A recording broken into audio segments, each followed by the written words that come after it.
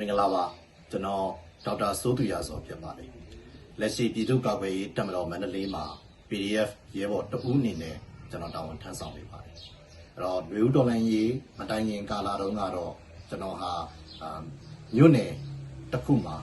နိုင်ငံဝန်ထမ်းဘောဆရာဝန်တဦးအနေနဲ့ကျွန်တော်တာဝန်ထမ်းဆောင်ရတာဖြစ်ပါတယ်လက်ရှိလူဦးတော်လိုင်းရေးကာလမှာတော့ပြင်ကျွန်တော်ဒီလက်နက်ကင်တပ်ပွဲမှာပါဝင်နေတဲ့ PDF ရဲဘော်တဦးဖြစ်ပါတယ်အဲ့တော့ဆိုတော့ဒါကျွန်တော်အနေနဲ့ဒါနိုင်ငံဝန်ထမ်းသွားစီအောင်တူဦးအနေနဲ့လည်းကျွန်တော်စေရုံမှာအလုပ်လုပ်ခဲ့ဘူးတယ်လက်ရှိຫນွေဦးတော်လိုင်းရေးကာလမှာလည်းဒါ PDF ရဲဘော်တူဦးအနေနဲ့တာဝန်ထမ်းဆောင်နေတာဖြစ်တဲ့အတွက်ကြောင့်မလို့ဒီຫນွေဦးတော်လိုင်းရေးမှာကျွန်တော်တို့တော်လိုင်းရေးသမားတွေနဲ့ကျမရေးဝန်ထမ်းတွေဟာဘယ်လောက်ထိကျွန်တော်တို့အပြန်အလှန်အကျိုးပြုကြတယ်ဘယ်လောက်ထိအရေးပါတယ်ဆိုတဲ့ကိစ္စကိုကျွန်တော်ရဲ့အတွေ့အကြုံတွေနဲ့ရှင်းပြီးဒါပြောပြလို့ရပါတယ်အဲ့တော့အားလုံးသိကြတဲ့အတိုင်းဒါကျွန်တော်တို့လက်နက်ကင်တော်လှန်ရေးမစခင်မှာဆိုလို့ရှိရင်ဒါမြို့ပေါ်မှာကျွန်တော်တို့ရဲ့မိဘပြည်သူတွေဆန္ဒပြပွဲတွေတပိတ်တိုက်ပွဲတွေဆင်နွှဲနေစဉ်ကတည်းကကျွန်တော်တို့ရဲ့ကျမကြီးဝန်ထမ်းများဟာဆိုလို့ရှိရင်သူတို့ရဲ့အသက်ကိုပဓာနမထားပဲနဲ့မြို့ပေါ်မှာပုံရှိုးကွယ်ရှိုးနဲ့ဒါ medical base တွေเนาะကျွန်တော်တို့ဆေးရုံတွေထူထောင်ပြီးတော့မှအကြမ်းဖက်စစ်တပ်ရဲ့ဖိနှိပ်ဖြိုခွင်းမှုကြောင့်မလို့ထိခိုက်ဒဏ်ရာရခဲ့တဲ့ကျွန်တော်တို့ရဲ့ပြည်သူလူထုတွေကျမရေးဆောင်ရှောက်ပြီးခဲ့ကြတယ်အဲ့တော့လက်နက်ကင်တိုက်ပွဲတွေအရှင်ရလာတဲ့အခါမှာဆိုလို့ရှိရင်လည်းကျွန်တော်တို့ရဲ့ကျမရေးဝန်ထမ်းများဟာဆိုလို့ရှိရင်ဒါတော်တဲ့တောင်ထဲမှာ PDF ရဲဘော်တွေနဲ့အတူတူအပင်ပန်းအစင်းရဲခံပြီးတော့မှစစ်ဘေးရှောင်ပြည်သူလူထုတွေတော့ဒါကျွန်တော် PDF ရဲဘော်တွေတော့ကျမရေးဆောင်ရှောက်မှုတွေပြီးခဲ့ကြပါအဲ့တော့မြို့ပေါ်မှာကျမရေးဆောင်ရှောက်မှုတွေပေးစဉ်တုန်းကလည်းအချမ်းဖက်စစ်တပ်ဟာ medical base တွေဆေးရုံဆေးပေးခန်းတွေကိုဝင်ရောက်စီးနင်းပြီးတော့မှเนาะလူမဆန်စွာဖိနှိပ်ခဲ့တဲ့ဖြစ်ရက်တွေဖြစ်ခဲ့ပြီးဖြစ်ပါတော်ထဲမှာကျွန်တော်တို့လက်နက်ကင်တပ်ပွဲဆင်နွှဲကြတဲ့အခါမှာဆိုလို့ရှိရင်လေရန်သူဟာကျွန်တော်တို့ရဲ့ကျမရေးဝန်ထမ်းတွေစေကူတာမှုပေးနေတဲ့နေရာတွေစေးရုံတွေကိုဥတီချက်ထားပြီးတော့မှလေချောင်းကနေပြီးတော့မှဘုံကျဲတိုက်ခိုက်တာမြေပြင်ကနေပြီးတော့မှစစ်ကြောင်းထိုးတာအစရှိတဲ့လူမဆန်စွာအကြမ်းဖက်မှုတွေကိုတောက်လျှောက်လုပ်ခဲ့တာပဲဖြစ်ပါ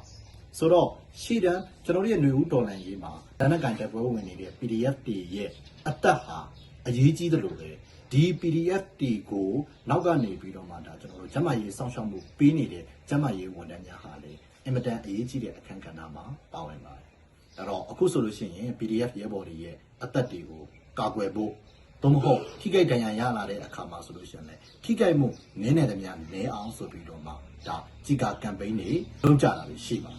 အဲ့ဒါလိုပဲကျွန်တော်တို့နောက်တန်းမှာဒီ PDF ရဲဘော်တွေရဲ့ကျမရေးကိုစောင့်ရှောက်မှုပေးနေတဲ့ကျွန်တော်တို့ကျမရေးဝန်ထမ်းများရဲ့လုံခြုံစိတ်ချရတဲ့လုပ်ငန်းခွင်ဖြစ်လာဖို့ရာအတွက်လေဒါကျွန်တော်တို့အားလုံးဝိုင်းဝန်းပြီးတော့မှကူညီပေးရမယ်တာဝန်ရှိတယ်လို့ကျွန်တော်အနေနဲ့တော့မြင်ပါတယ်အခုဆိုလို့ရှိရင်မြို့သားညီညွတ်ရေးအစိုးရကျမရေးဝန်ကြီးဌာနကဦးဆောင်ပြီးတော့မှ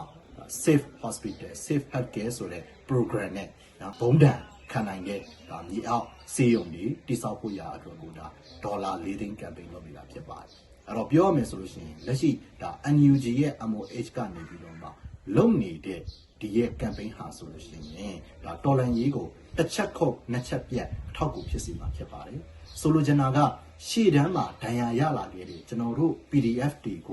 ဒါကယ်တင်နိုင်မှာဖြစ်တယ်လို့ PDF ရဲဘော်တွေကိုကယ်တင်နေတဲ့ပတ်ဝန်းကျင်မှာလည်းကျွန်တော်တို့ရဲ့ကျမရေးဝန်ထမ်းတွေကိုနောက်တစ်ဆင့်ထပ်မံကယ်တင်ပြီးသားဖြစ်မှာဖြစ်ပါတယ်ဒါကြောင့်မလို့ဒီရဲ့ MOH ကနေပြီးတော့ဖော်ဆောင်နေတဲ့ဒီ Safe Hospital Safe Healthcare Program ဟာဆိုလို့ရှိရင်တော်လန်ရေးကိုရဲတစ်လုံးနဲ့ငှက်နှစ်ကောင်ထိမှန်နိုင်တယ်တော်လန်ရေးကိုတစ်ချက်ခုတ်နှစ်ချက်ပြတ်အနေနဲ့အထောက်အကူဖြစ်စေမှာဖြစ်ပါတယ်အဲ့တော့ရှေ့တန်းမှာရှိနေတဲ့ကျွန်တော်တို့ရှေ့တန်းကနေပြီးတော့မှထိခိုက်ဒဏ်ရာရလာခဲ့တဲ့ကျွန်တော်တို့ PDF ရဲဘော်များကြီးကိုလည်းလုံခြုံစိတ်ချရတဲ့ပတ်ဝန်းကျင်မှာဒါစေကူတောင်းမှုခံယူနိုင်တယ်ဒီ PDF ရဲဘော်တွေကိုစေကူတောင်းမှုကျမရေးဆောင်ရှောက်မှုပေးနေတဲ့ကျွန်တော်တို့ရဲ့ကျမရေးဝန်ထမ်းများဟာလည်းစိတ်လုံလုံခြုံခြုံနဲ့ကျမရေးဆောင်ရှောက်မှုတွေကိုပေးနိုင်မှာဖြစ်ပါတယ်ဒါကြောင့်မလို့ဒီရဲ့ campaign မှာကျွန်တော်တို့ပြည်တွင်းမှာရှိနေတဲ့မြန်မာပြည်သူလူထုတွေရောပြည်ပမှာရှိနေတဲ့ကျွန်တော်တို့ရဲ့တိုင်းရင်းသားညီကိုမောင်နှမတွေအားလုံးရောဒါပါဝင်ပေးကြဖို့ရာအတွက်ကျွန်တော်အနေနဲ့အနူးညော့မြစ်တာရက်ခံပါတယ